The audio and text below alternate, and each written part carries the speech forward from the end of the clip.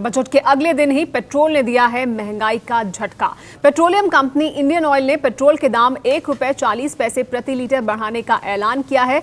बढ़ोतरी आज रात 12 बजे से लागू होगी और इसके बाद दिल्ली में अब आपको पेट्रोल ₹70.46 का मिलेगा। कोलकाता में ₹77.99 का पेट्रोल अब आपको मिलेगा ₹1.40 बढ़ने के बाद, और मुंबई में ₹77.29 आपको अब पेट्रोल के लिए चुकाने होंगे 1 लीटर। चेन्नई में भी ₹72.17 से बढ़कर ₹73.57 हो जाएगा पेट्रोल का दाम, और चंडीगढ़ में जो ₹70 आप दे रहे थे अब आपको ₹71.40 देने होंगे। जयपुर में ₹73.79 आपको देने होंगे, पहले आप ₹72.39 दे रहे थे। पटना में आपको ₹75.18 अब आपको देने होंगे क्योंकि ₹1.40 की बढ़ोतरी हुई है। लखनऊ में ₹75.84 अब आपको चुकाने होंगे। ये सब बिना वैट के दाम हम आपको बता रहे हैं। आपके राज्य में कितना वैट लगेगा उसके हिसाब से इसमें कुछ और वृद्धि होगी और उस हिसाब से आपको प्रति लीटर पेट्रोल पर दाम चुकाना होगा। ₹1.40 बढ़ाया गया है, इसमें वैट हर राज्य का अपनी तरफ से वो भी शामिल होगा।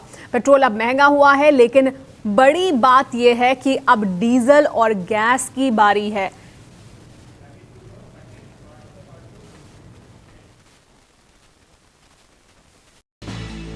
बजट से उम्मीदें पूरी नहीं हुई। अब आज रात से आपको लगने वाला है महंगाई का एक और झटका।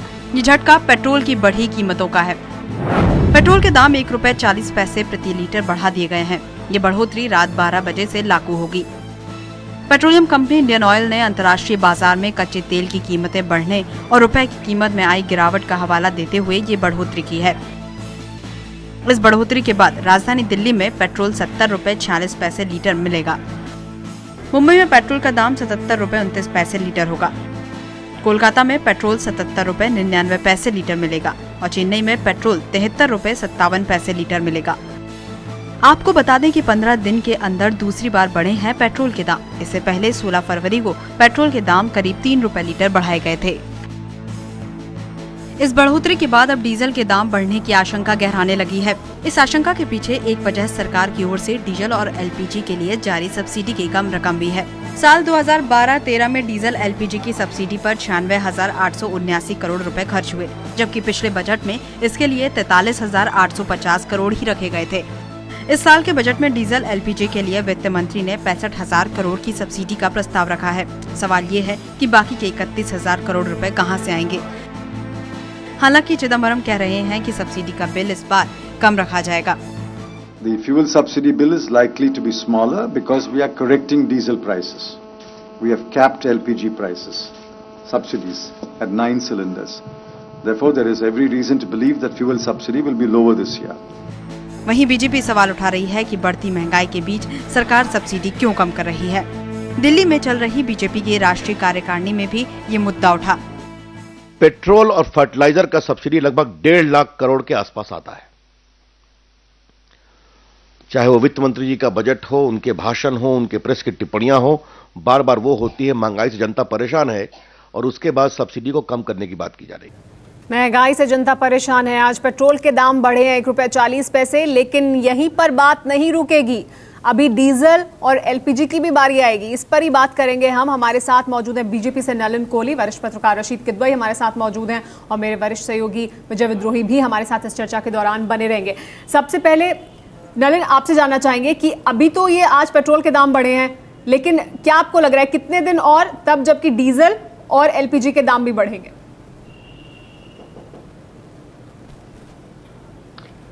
मुझे लगता है एक आशाहीन बजट के बाद अब आशा से ये निराशा होती जा रही है आम जनता के लिए, क्योंकि महंगाई तो कल तक ही हम लोग इस पे बात कर रहे थे कि बजट में कोई ऐसा प्रावधान नहीं है, कोई ऐसी सोच नहीं है जिससे महंगाई घट सके।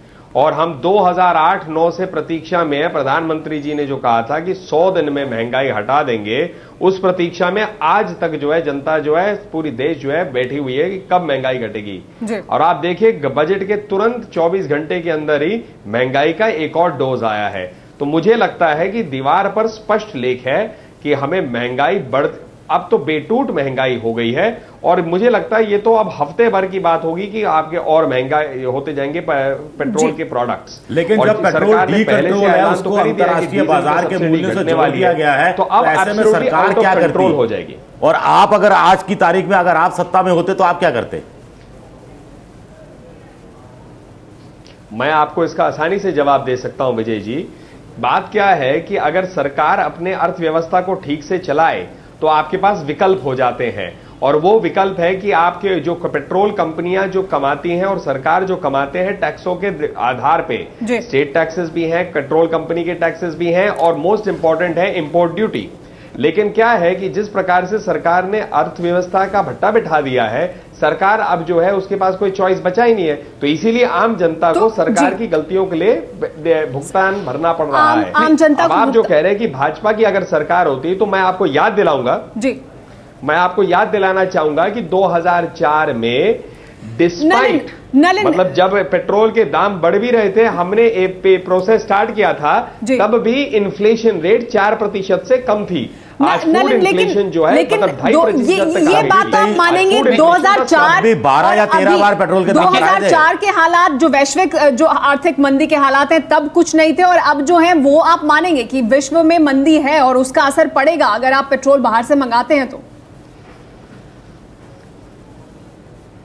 ऐसा है सुमेरा जी, पहली बात तो यह है कि पिछले 9 सालों में जवाबदेही बनती है सरकार की कि अभी तक एक्सप्लोरेशन क्यों नहीं बढ़ा है। ये तो माना जाता है कि भारत में कहीं ना कहीं तेल जरूर होगा, लेकिन बिना एक्सप्लोरेशन करे तो मिलने वाला तो है नहीं। तो इस सरकार को मतलब बात होती है सोच की और उस काम करने की। दूसरी बात आपने जो बड़ा है, बाड़मेर के अंदर इस समय 1,80,000 बैरल प्रतिदिन निकाला जा रहा है, जो अगले कुछ दिनों में 2,40,000 होगा, और उसके बाद बॉम्बे हाई से भी ज्यादा करीब 2.25 लाख बैरल प्रतिदिन तेल बाड़मेर में निकाला जाएगा। तो नलिन ये जवाब तो दिया विजय विद्रोही ने, लेकिन एक और अहम सवाल जो हम यहाँ उठा रहे हैं, इसका जवाब नहीं, इसका जवाब दे देता हूं। देखिए नहीं, बिल्कुल नहीं, कंफ्यूजन है। मैं आपको इसको स्पष्ट करना चाहता हूं कि प्रोडक्शन बढ़ाना एक वेल से एक बात होती है, नए सूत्रों को ढूंढना बड़ी बात होती है, और मैं एक्सप्लोरेशन की बात कर रहा हूं। और मैं आपको कह सकता हूं पूरे देश में कहीं पर भी आप देखें तो एक्सप्लोरेशन की पॉलिसी भारत की जो है वो ठप्पे पे बैठे हुए हैं। कोई एक्सप्लोरेशन तो हुआ नहीं। मुझे गिना दीजिए ना तेल के कितने नए भंडार हम लोगों ने 9 सालों में ढूंढे। ये आरोप कि सरकार ने कुछ नई नीतियां नहीं अपनाई हैं ताकि इस मार से बचा जा सके, लेकिन रशीद जो और भी बड़ा सवाल है वो ये है कि अभी आज पेट्रोल के दाम बढ़ाए गए हैं, लेकिन डीजल और एलपीजी वो भी बहुत दूर नहीं है, क्योंकि वो तो बजट में ही दिखाई दे रहा है। जिस तरह से कहा गया कि सब्सिडी हमें कम करनी है, ये बोझ हमें कम करना है, यानी वो बोझ अब सीधा जनता पर आने ही वाला है। जी सुमेरा, देखिए कल फाइनेंस मिनिस्टर ने बहुत साफ कर दिया था कि अभी और भी फैसले होने वाले होंगे। प्रधानमंत्री ने भी कहा कि संयम बरतने की जरूरत है, अर्थव्यवस्था चरमरा रही है, उसको मैनेज करने की जरूरत है, और उनका इशारा ये था कि जनता को इसका बर्डन शेयर करना पड़ेगा। दरअसल समस्या ये है कि हमारे भाजपा के दो कोहली साहब जो कह रहे हैं, असल में क्या है कि कोई बहुत ज्यादा अर्थव्यवस्था को लेकर ऑल्टरनेटिव नहीं है कांग्रेस और भाजपा में। जब सरकार में भाजपा एनडीए सरकार थी तब भी ऐसी दाम बढ़ते थे, तब भी ऐसी हाहाकार मचता था। आर्थिक नीतियों में कोई बहुत बुनियादी तौर पर कोई जरूरत नहीं है, कोई बहुत फर्क नहीं है, क्योंकि जो मॉडल अडॉप्ट किया गया है जो वो वही है कि जो सब्सिडी कम करनी चाहिए, जो वर्ल्ड बैंक प्रिस्क्राइब जो फॉर्मूला है, वो एक बात है। दूसरी बात, जो आउट ऑफ द बॉक्स नहीं सोचने की बात करते हैं, जब विपक्ष में है तो कह रहे हैं एक्सप्लोरेशन करें। जो अभी गोवा मॉडल जो है, तो गोवा मॉडल पे जो है दूसरी भाजपा सरकारें जो हैं उसको नहीं फॉलो कर रही हैं पेट्रोलियम को लेकर के, क्योंकि उनके लिए वो इकोनॉमिकली वायबल नहीं है। नलिन ये बात भी बार बार सामने आती है कि अगर गोवा में किया जा सकता है तो बिल्कुल मैंने बात सुन ली, मैं दोनों का जवाब दूंगा। नहीं, मैं दोनों का जवाब देना चाहूंगा। जवाब दें। मैं आपको दोनों का जवाब दूंगा। पहली बात है, ये बहुत विचित्र एक सोच हो जाती है कि भारत सरकार जो है अपना काम ना करे और उसका भुगतान जो है राज्य सरकारों को करे, तो ये तो बहुत बढ़िया है। तो फिर भारत सरकार है किस लिए? भारत सरकार अगर अपना काम नहीं कर सकती और उसकी सारी जिम्मेदारी स्टेट्स को उठानी है तो स्टेट्स को देश चला देना चाहिए। मतलब ये किस प्रकार की सोच है? दूसरी बात, रशीद भाई ने जो कहा कि कोई ऑल्टरनेटिव नहीं है पुराना, ऐसा है रशीद भाई, मॉडल एक हो सकता है, कैपेबिलिटी है कि आप उसे चला कैसे रहे। ड्राइवर अलग अलग होता है, गाड़ी वही होती है, गाड़ी चलती कैसी है उससे स्पष्ट होता है। तो बात मैं जो कर रहा हूं अर्थव्यवस्था बिगड़ने की, क्योंकि भारत सरकार में जो भी टैलेंट पूल रहा है उससे अर्थव्यवस्था संभली नहीं है। ठीक है नलिन, तो आपके मुताबिक अगर ड्राइवर बदलेगा उनकी कोई कमी हो सकती है, तो एफिशिएंसी बढ़ेगी। आपकी जो नीतियां हैं वो भले ही समान हो कांग्रेस पार्टी से, लेकिन आप उसको कैसे क्रियान्वित करेंगे इसमें फर्क होगा। विजय क्या ऐसा है? विजय जी, एक लाइन में जोड़ देता हूं, एक लाइन में जोड़ देता हूं, जितने आप भाजपा या एनडीए शासित राज्य देख लीजिए, वहां पर प्रगति हो रही है, वहां 10% से ज्यादा जीडीपी है, 18% तक ग्रोथ रेट है हमारा एग्रीकल्चर को लेके। तो मतलब कहने का मतलब क्या है कि वहीं पर भी भारत ही तो है, तो मतलब वहां पर जो शासन दे रहे हैं नलिन वो ठीक है, लेकिन ऐसा नहीं है कि नलिन वो पक्ष ठीक है, लेकिन ऐसा नहीं है कि जो कांग्रेस शासित प्रदेश है वहां विकास हो ही नहीं रहा है, वो भी एक पक्ष है। लेकिन जो आप बात पहले उठा रहे थे उस पर मैं जवाब लूंगी विजय से। विजय, जो नलिन कह रहे हैं कि हाँ हमारी नीतियां भले ही अलग नहीं है पर हम कैसे चलाएंगे इसमें फर्क है, इसमें फर्क होगा, क्या ऐसा है?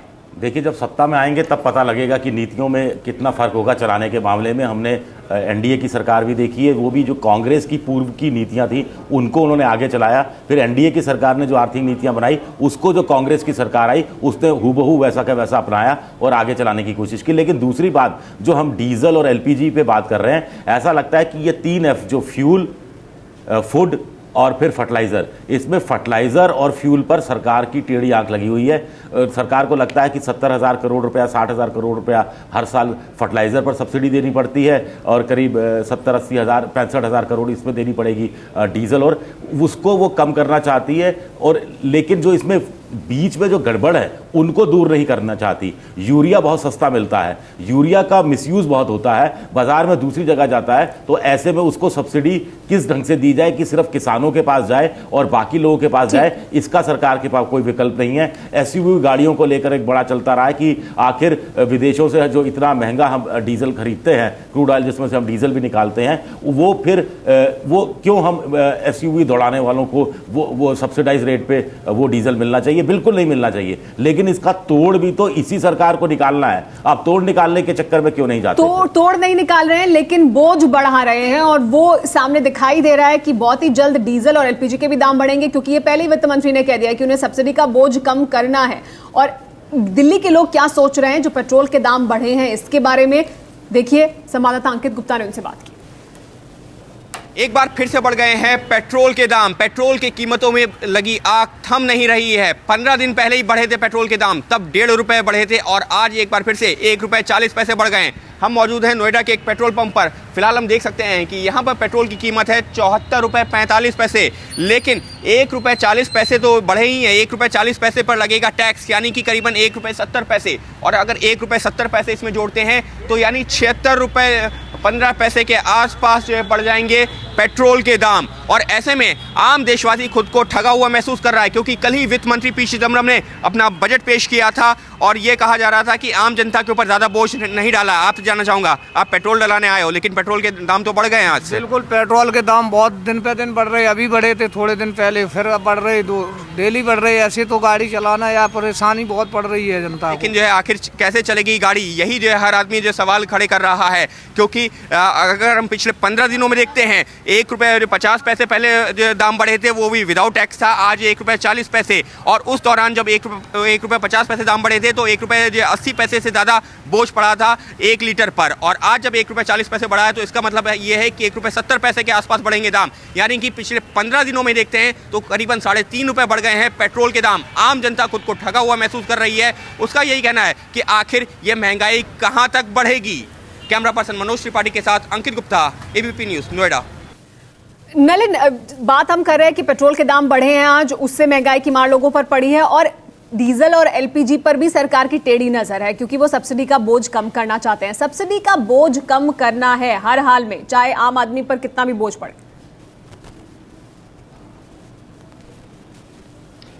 ऐसा है सुमेरा जी, सब्सिडी की बात है। चलिए एक सेकंड के लिए हम आरोप प्रति आरोप से हट जाते हैं कि क्यों हमारी स्थिति इतनी बिगड़ गई, लेकिन बात जब देखी जाती है कि सरकार के पास भी विकल्प होते हैं पहले। जैसे मैं आपको उदाहरण के तहत कहता हूं, सरकार के भी तो खर्चे हैं, क्या सरकार अपने खर्चे को ट्रिम डाउन नहीं कर सकती? पहली बात। दूसरी बात है, एफिशिएंसी नहीं बढ़ सकती।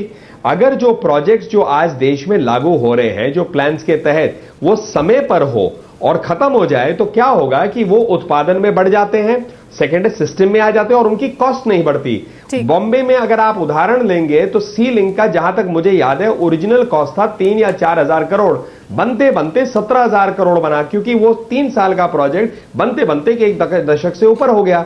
इसका भुगतान कौन करता है? भुगतान आप और हम, जो मतलब टैक्स भरते हैं आम जनता है वही करती है टैक्सों के माध्यम से, और सरकार के पास कैसे आएगा?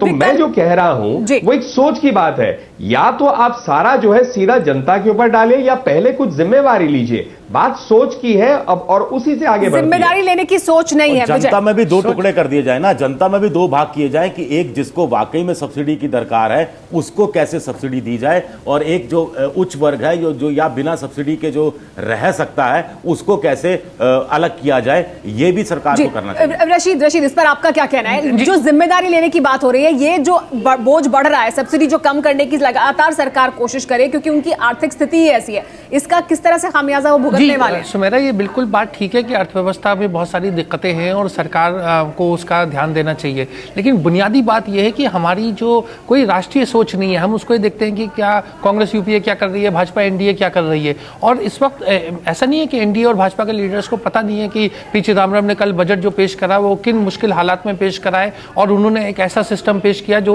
खुद लोग मानते हैं कि वो बहुत पॉपुलिस्ट और वो जो भावन या लुभावना वाली योजनाएं उन्होंने कम करी है।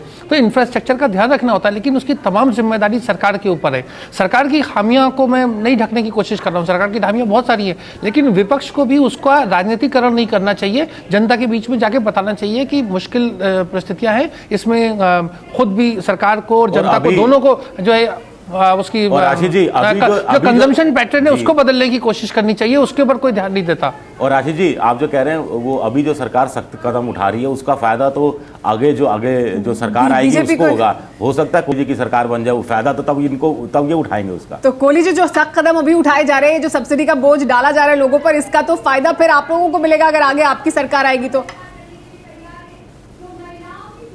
ऐसा है, इसमें मैं दो बात कहूंगा। एक तो राशिद भाई जो कह रहे हैं वो थोड़ा सा यूटोपियन हो जाती है बात। देखिए, विपक्ष की अपनी भूमिका है राशिद भाई, विपक्ष की भूमिका है सरकार अगर कुछ गलत कर रही है तो उस पर प्रश्न उठाना, चेतावनी देना। मतलब अगर विपक्ष की ये ड्यूटी हो जाएगी कि सरकार की सारी गलतियों को छुपाने के लिए हम लोग उसकी जवाबदेही करने शुरू कर दे तो देश कैसे मजबूत होगा? तो जो भी सरकार में वो तो गलतियां के ऊपर गलतियां करती जाएंगी। तो मतलब अगर जैसे करप्शन नहीं होगा तो हम जाकर इस पे राजनीतिकरण जो आप कह रहे हैं, मैं कह रहा हूं उसको अगर हम उठाएंगे नहीं जनता में तो क्या हम उसको सरकार को फ्री बिल्कुल विपक्ष वो मुद्दे उठाएगा। नलिन जी, लेकिन नलिन जी, विजय भाई ने बहुत इंपॉर्टेंट बात उठाई। विजय भाई ने एक बहुत, नलिन मेरा आपसे एक और सवाल कहना चाहता हूं। विजय भाई ने बहुत इंपॉर्टेंट पॉइंट उठाया कि जनता जो है, एक मिनट बस सुमेरा जी, जनता भी दो वर्गों में होता है, जिनको सब्सिडी की जरूरत है, जिनको नहीं है। बात बहुत इंपॉर्टेंट है विजय भाई, लेकिन दिक्कत क्या है कि उसकी टारगेटिंग में भी कोई सिस्टम अभी तक ठीक से बैठा नहीं है। तो इसीलिए क्या हो रहा है, जैसे फार्मर लोन की आप बात देखिए, जो एक्चुअल बेनिफिशियरी होना चाहिए उसको तक तो पहुंची नहीं, जो बेनिफिशियरी उसको होना नहीं चाहिए वो फायदे ले जाते हैं। यही सीएजी की रिपोर्ट में आ रही है। तो या ये सिस्टम अपना लिया जाए तो और आसान हो जाएगा, लेकिन सरकार ने इस कदम में, इस एरिया में भी तो कदम ठीक से उठाए नहीं है ना। 9 साल लंबा टाइम होता है। नलिन संक्षेप में लेकिन आपसे ये जानना चाहेंगे, समय हमारे पास खत्म हो रहा है चर्चा का, कि अब अगर डीजल के दाम और बढ़ेंगे, एलपीजी के दाम और बढ़ेंगे, तो क्या जो बीजेपी शासित राज्य हैं वो अपनी जनता को कुछ राहत देंगे? ऐसा मैडम, इस पे पहली बात तो हर राज्य इंडिपेंडेंटली करेगा। हो सकता है केंद्रीय नेतृत्व से भी चर्चा हो इस पे, मैं इस पे इमीडिएटली कमेंट नहीं कर सकता। लेकिन दूसरी बात, आपके राज्य तो इतना अच्छा कर रहे हैं ना, प्लान और नॉन प्लान आपके राज्य में तो गोवा का बड़ा अच्छा 18% है, बहुत अच्छा विकास है। तो क्या लोगों को राहत देंगे? ऐसा है नहीं, एक मिनट, मैं अपना जवाब दे तो रहा हूं। अब मैं जैसे गोवा का उदाहरण दे देता हूं। गोवा में 25% रेवेन्यू जो है खत्म हो गया, क्योंकि नलिन जी समय खत्म हो रहा है, संक्षेप में जवाब अगर आप दे पाएं। दिक्कतें अब आने लग गई है। नहीं नलिन जी मुझे तो संक्षेप में मैं 10 सेकंड में ये कह देता हूं कि इस पे विचार किया जा सकता है, लेकिन ये भी देखना पड़ेगा कि इकोनॉमिक इस वक्त जो मतलब फंडिंग जो आ रही है प्लान नॉन प्लान का, क्या आउटले आ रहा है, अर्थव्यवस्था को देखना पड़ेगा, जरूर हो सकता लेकिन है, विचार जरूर हो सकता है। ठीक है, देखेंगे कि क्या करते हैं, क्योंकि अगर ये है अभी पेट्रोल के दाम बढ़े हैं और जिस तरह से बजट में कहा गया है सब्सिडी का बोझ कम करना है, तो वो बहुत दिन दूर नहीं है तब जबकि डीजल और एलपीजी के दाम भी बढ़ेंगे, तब क्या करेगी बीजेपी शासित राज्य, वो भी देखना होगा। फिलहाल रुकने कुछ देख लें।